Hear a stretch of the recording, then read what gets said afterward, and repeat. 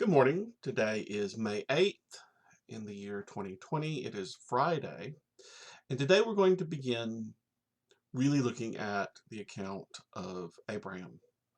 In our last video, we did cover God's initial contact and covenant with Abraham in chapter 12, the first few verses. Today we're going to pick up with one of Abraham's first tests of his newfound faith. If you remember last time, Abraham was promised a land for himself, a people for himself, and a great name.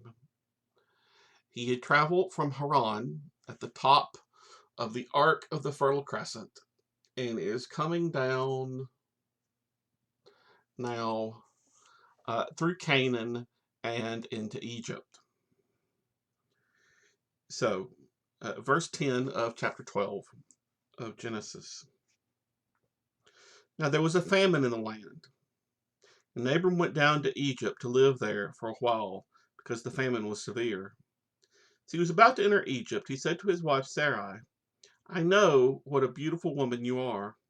When the Egyptians see you, they will say, 'This is his wife.' Then they will kill me, but they will let you live.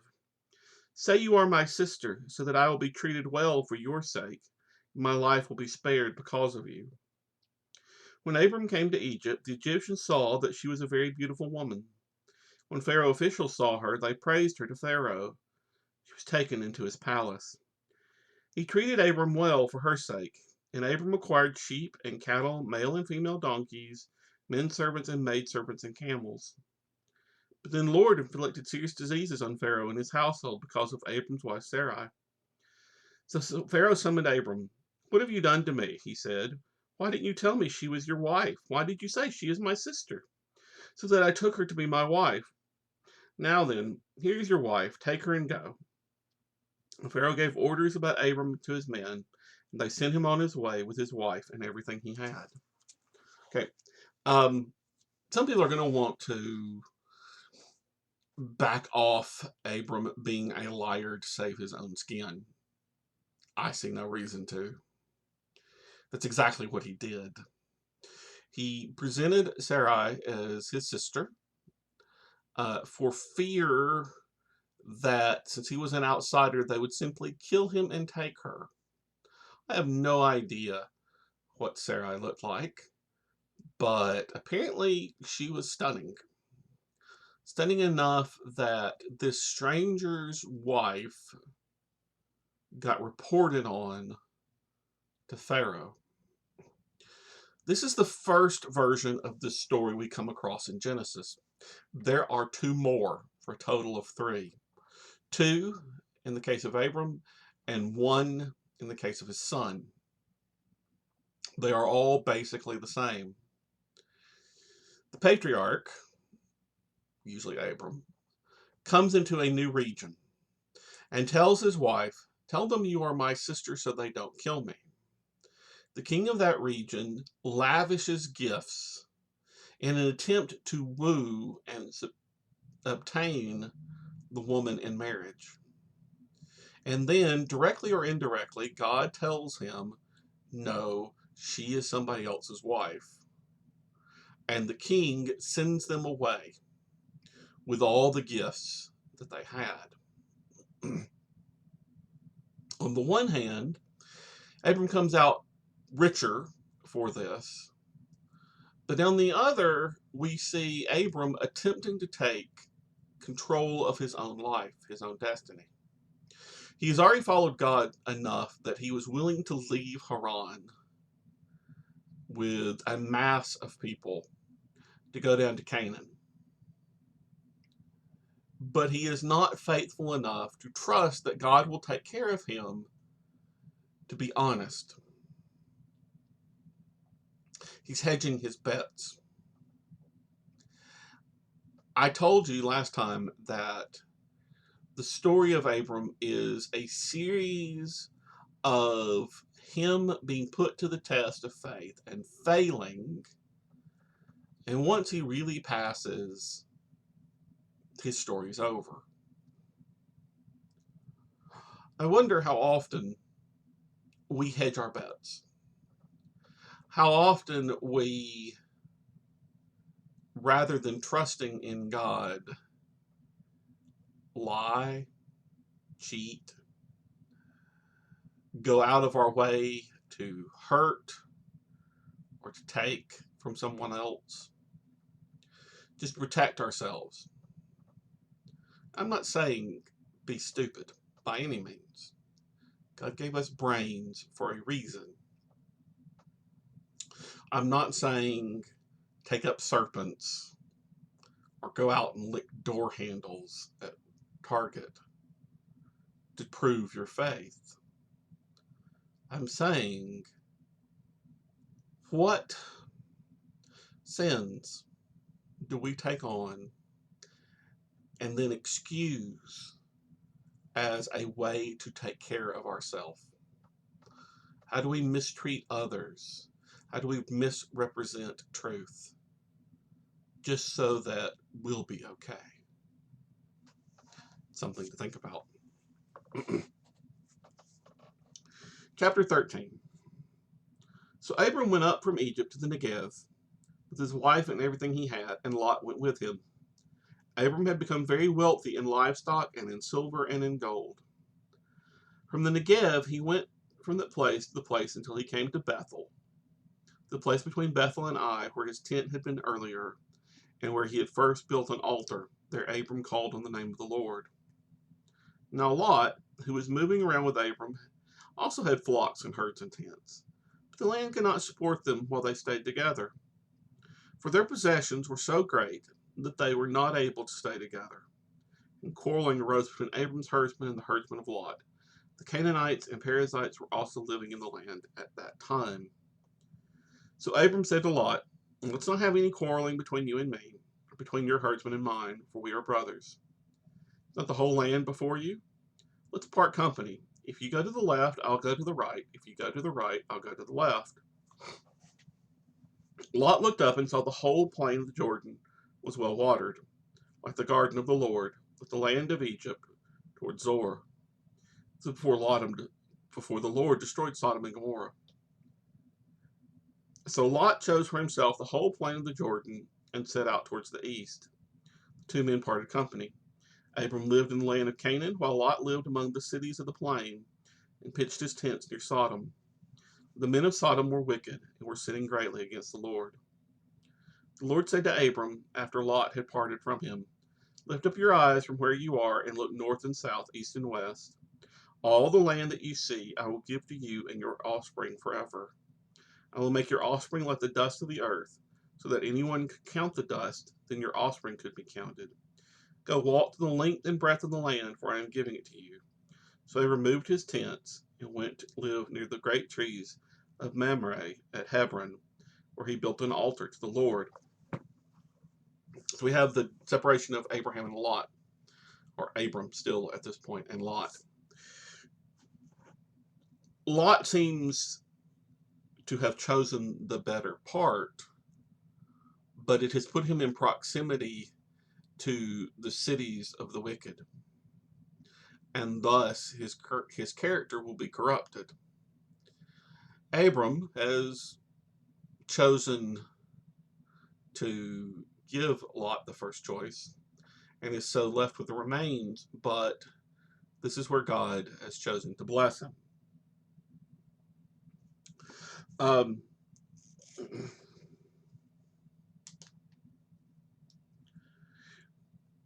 The next passage is one that often is not read, but I do want to read it to make some points about what's going on in the story and to look at a very interesting figure. At this time, Amphrael, king of Shinar, Arioch, king of Elazar, Chedorlaomer, king of Elam, and Tidal, king of Goim, went to war against Bered, king of Sodom. And there are a lot of other kings, and all these other kings. Let us go down then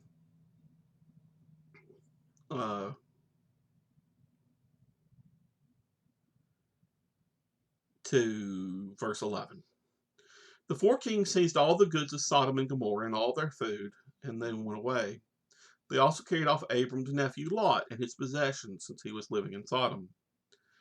One who had escaped came and reported this to Abram, the Hebrew. Now Abram was living near the great trees of Mamre, the Amorite, a brother of Eshcol and Aner, all of whom were allied with Abram. When Abram heard that his relative had been taken captive, he called out the 318 trained men born in his household and went in pursuit as far as Dan. Okay, this goes back to my point about how many people Abram had with him. This was not a small group of people. It's not just a few servants. He had 318 fighting men that he could call up immediately to go and try to rescue Lot. During the night, Abram divided his men to attack them, and he routed them, pursuing them as far as Hoda, north of Damascus. He recovered all the goods and brought back his relative Lot and his possessions, together with the women and other people.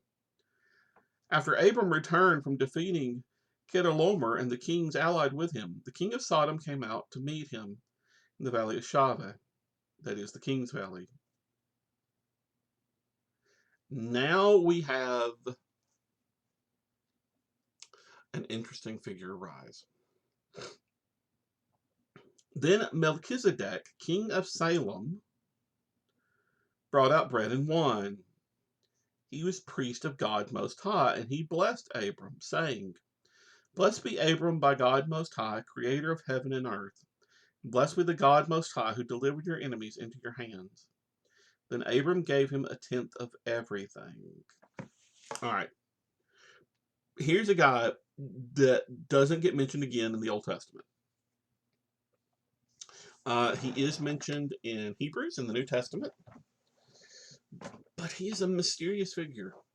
Melchizedek means the king of righteousness, or possibly the righteous king. He is king of Salem. Salem changes hands a lot and eventually becomes Jerusalem. So the king of Jerusalem, who is a priest of God Most High, comes out, blesses Abram still, and Abram tithes to this man. This is weird. In any modern story, this would be a major character. This would be somebody that at the very least there would be a sequel written about. But we don't know anything about him.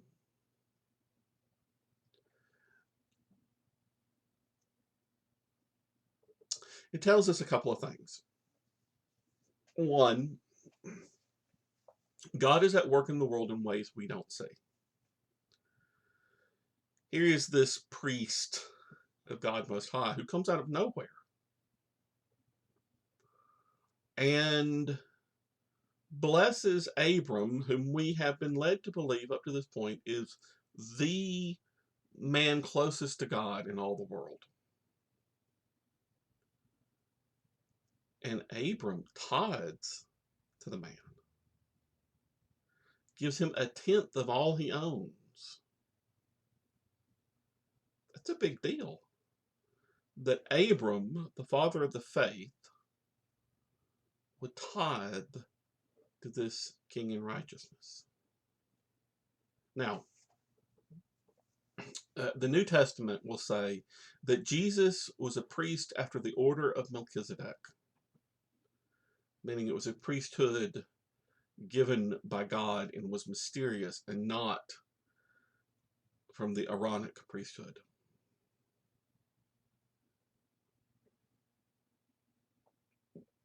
We could speculate on who this figure Melchizedek might have been.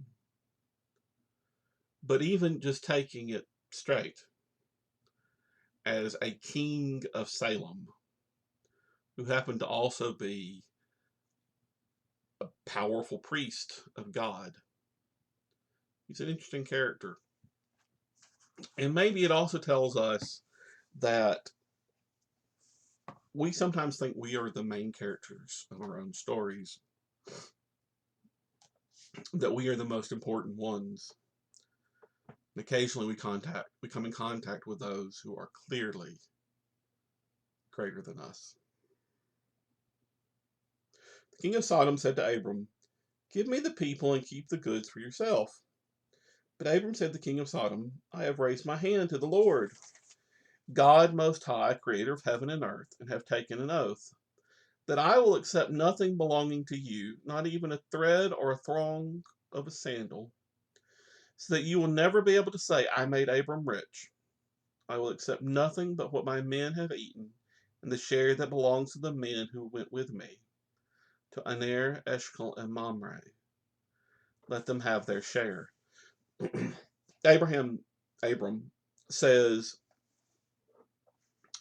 uh, I don't want anything from you. But I'm not going to speak for those who allied with me. Let them take what they want, and whatever my men have already eaten. But I'm not beholden to you in any way.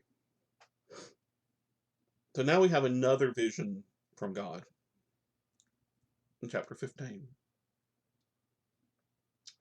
After this, the word of the Lord came to Abram in a vision. "Do not be afraid, Abram. I am your shield. You are very great reward." But Abram said, "O sovereign Lord, what can you give me since I remain childless, and the one who will inherit my estate is Eleazar of Damascus?"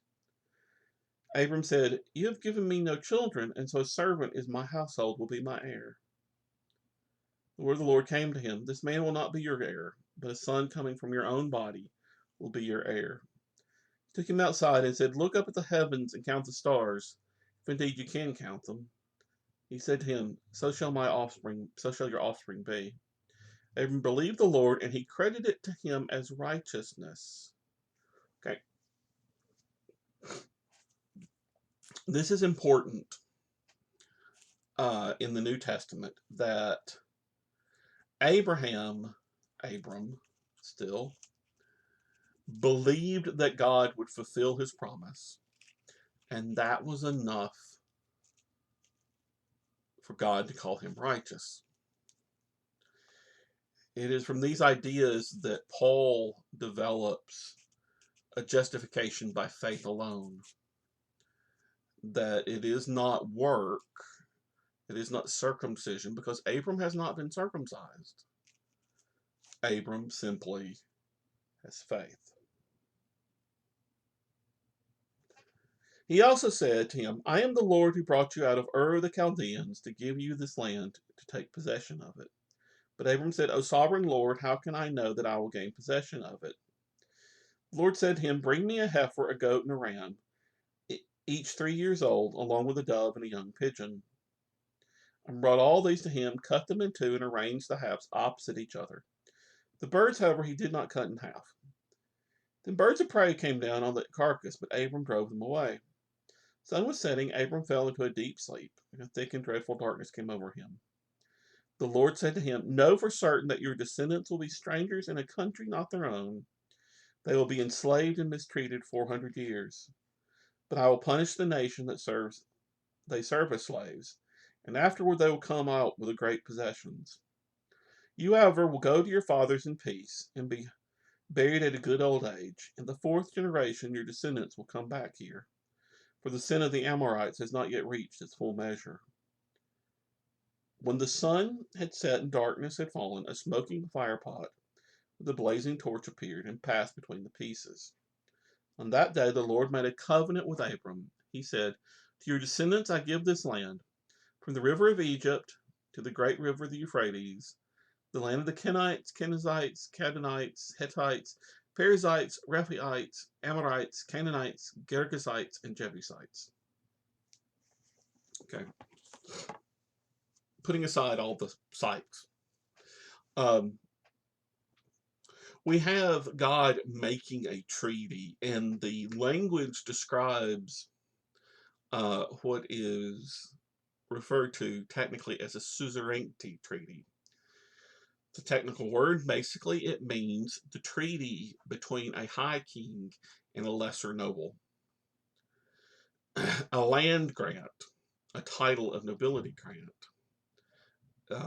this image of the fire pot, the flame passing between the sacrifice, is very much the image of a king, and in this case, God as the fire. This is historically recorded.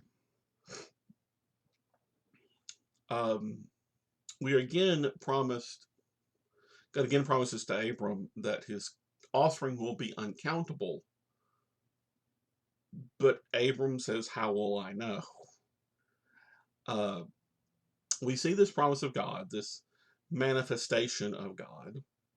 And in the next chapter, we will see how Abram and Sarai mess things up. But that's a story for next week. Until then, I hope you come back and join us on Sunday for worship. We will be worshiping online for a while yet. We will return to worshiping together on May 24th, barring the unforeseen. Until then, God keep you. Amen.